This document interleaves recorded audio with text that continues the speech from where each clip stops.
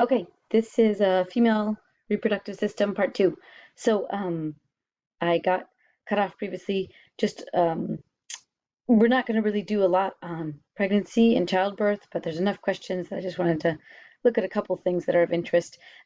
Notice that the uterus, which is so small, when a woman isn't pregnant, becomes this strong. It grows into this strong muscle, this really large muscular organ that supports the baby so well. And the cervix um, is this long, narrow neck of the uterus, which shuts tight, and it's a support, a muscular support to hold the baby in and to keep the environment germ free, to close it off from the exterior. So this is what this picture was about too, kind of closing up on the cervix. The cervix has this strange thing called a mucus plug, and even though I know people always have a disgust for mucus, but it's actually not gross at all. It's amazing what happens. It becomes like a plug to kind of seal the baby off from the external environment. Um, and the cervix has secretions that form this mucus plug only during pregnancy. Um, and what was it? Something. Oh yeah, that it actually it has antibodies and other types of protections from the external world. So anyway, those were just a couple little side comments, tangential remarks. Here's a quick review. So this is the cycle inside the ovary. Here the timeline is starting here and going clockwise. And so the inside the follicle, the oocyte develops till it's a fully mature egg, bursts out in ovulation, enters the fallopian tube. Within the fallopian tube, what happens? Fertilization, when the sperm and egg meet.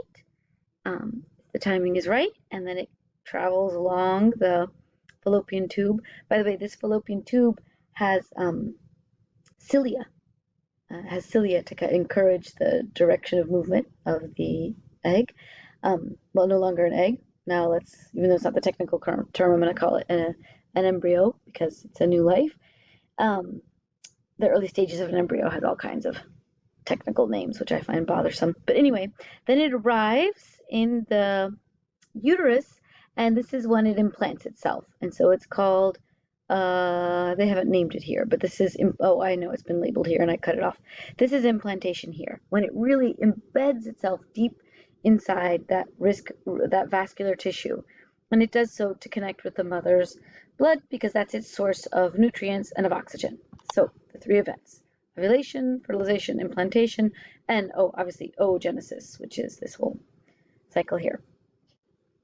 Okay, so now we go on to better understanding how the ovarian cycle, this is happening in the ovary, matches up with the uterine cycle, right? This is the endometrium inside the uterus. How do these two physically separate organs end up getting their timing perfectly synchronized?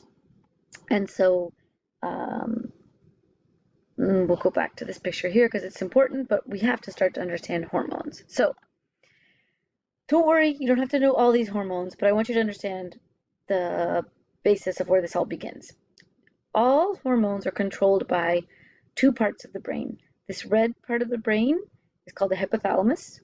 It's basically in the center of your skull. And just under it, this little green thing is a gland. It's actually not part of the brain. It's a gland called the pituitary gland. And it makes a lot of hormones. So for example, it makes growth hormone, which helps you grow. Let me see, did we learn any other? Oh, oxytocin, which we studied, right? And vasopressin. So the pituitary gland is responsible for lots of hormones, and it makes two hormones which we're going to study now. So follicle stimulating hormone and luteinizing hormone. These are the two hormones that are essential for beginning the female cycle. Follicle stimulating hormone and luteinizing hormones. And these are long words. We're going to, from now on, call them FSH and LH, but learn what they stand for. All right, so that's where the hormones begin. And this part will maybe be a little bit confusing until we sort through some definitions and understand some things, then we'll be able to put it all together. So bear with me while it's a little bit difficult. So follicle stimulating hormone does just what its name implies, stimulates the development of the follicle. In other words, stimulates the development of the egg, of the oocyte within the follicle, what we call oogenesis inside the ovary, and does another all-important thing. It stimulates the follicle itself to produce the all-important hormone estrogen. So estrogen is produced within the follicle. I don't know if you remember, but in those pictures of oogenesis, there was lots of liquid inside the follicle. Then LH, the luteinizing hormone, in a way, it's just kind of a partner of FSH. They work together.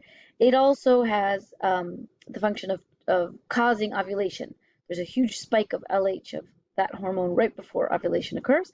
And it stimulates the corpus luteum. Remember, that's the empty casing of the remains of the follicle after ovulation. It stimulates the corpus luteum to produce progesterone. So estrogen and progesterone are produced by the follicle in the first half of the cycle, and the follicle casing, the empty follicle, in the second half of the cycle. And estrogen and progesterone are therefore both produced in the ovary, right? Whereas FSH and LH, where are they produced? In this little pituitary gland right in the middle of your skull. Okay. So what are the female hormones produced in the ovary? Estrogen and progesterone. Let's look at those. Estrogen is the most famous of all because it stimulates secondary sex characteristics, which basically means everything that makes you a woman. Likewise, testosterone stimulates all the many traits of the body that make a man a man. So they're most notable in the changes of puberty. Breast development would be an example. And what else does estrogen do? It regulates the menstrual cycle, such as the thickening of the uterine lining, of the endometrium, etc. Progesterone is a little bit less clear because it's more important in pregnancy. It maintains the uterine lining. We'll explain that more soon. And it's very important during pregnancy. Okay, so this is going to look really difficult, but this is all important. And you're going to work on this on your own, making a diagram similar to this on a worksheet. What is happening here? So top half is the ovarian cycle. Bottom half is the uterine cycle, in the ovary, in the uterus. What's going on? The blue hormone is FSH, follicle stimulating hormone. The cycle is labeled by days. In the convention is that we start with day 0 to day 1, begins with menstruation. So the very beginning of the cycle, day 0, there's lots of FSH. What's the purpose of FSH?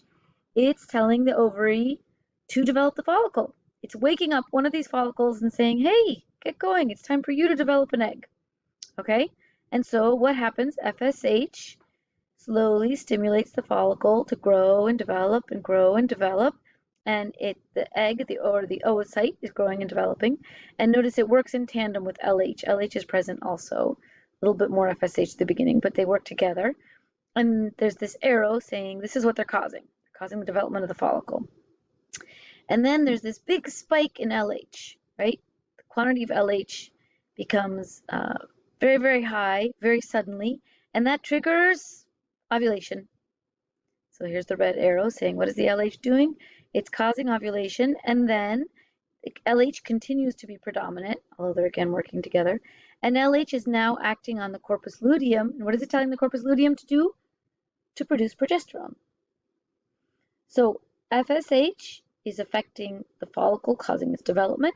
LH spikes to cause ovulation, and LH with a bit of FSH stimulate the corpus luteum to produce progesterone. Okay, so primarily estrogen is being produced in this half, and primarily progesterone is being produced in this half.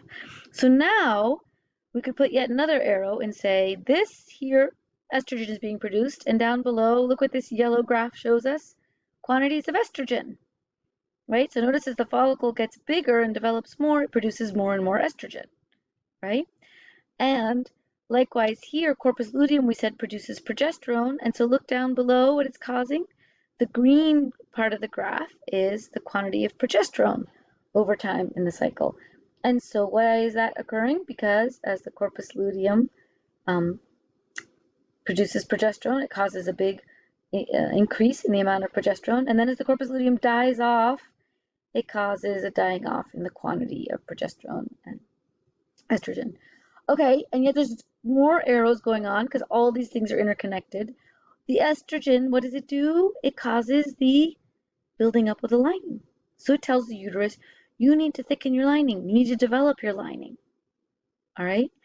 And then here, when there's less estrogen and more progesterone, it tells the uterine lining to develop in a particular way. Really, it's the formation of these glands and the things they're secreting and so on.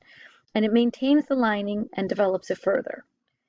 And so then at this moment, the corpus luteum is dying off. And actually, this graph doesn't do a very good job of it. And that there's other graphs which do a better job. There's a sudden decrease in the quantities of hormone, both this hormone and that hormone. And that sudden decrease in the quantities of hormone means that there's nothing maintaining the uterine lining. And what does the uterine lining do?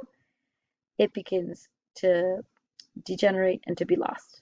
And that is menstruation, the shedding of the uterine lining. And so the fact that this whole thing is perfectly interconnected, right? These hormones are produced in the brain.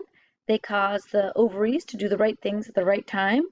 And the exact timing of what's going on in the ovary will cause other hormones to be produced, which stimulate the events of the uterus to be synchronized in the right way.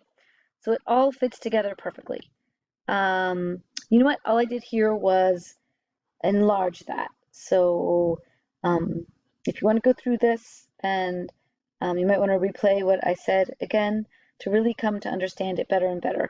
The timing becomes important here too. So remember, very beginning, day 0, day 1 is menstruation.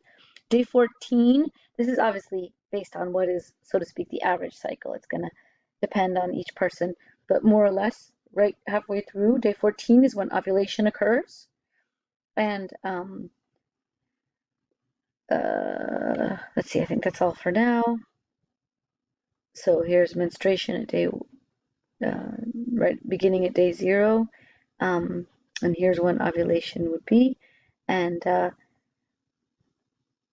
could see how the uterus continues to thicken even after ovulation to be ready for the implantation of the baby, which will occur about 4 or 5 days after ovulation.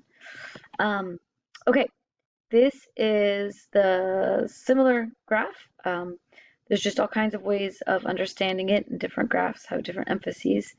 But this is the basic idea of what you want to understand. This puts all 4 of them together, although I think it's harder to understand. This is kind of a more visually emphatic image of what's going on in the uterus. I personally think the most useful image of all is this one. And so I would spend time really trying to understand how all of these things are linked and how each one, these hormones are causing these events. These structures in the uterus are causing the production of these hormones, and these hormones are causing these events in the uterus. And that's why this whole thing ends up being synchronized with perfect timing, right? Because what's happening in the uterus is literally causing the production of the hormones that are, I'm sorry, what's happening in the ovary. Sorry, that was a mistake of mine. What's happening in the ovary is literally causing the production of hormones for what is stimulating the events of the uterus. And so the ovary and the uterus are perfectly lined up. I think that's everything. I hope that makes sense, and please feel free to ask me questions.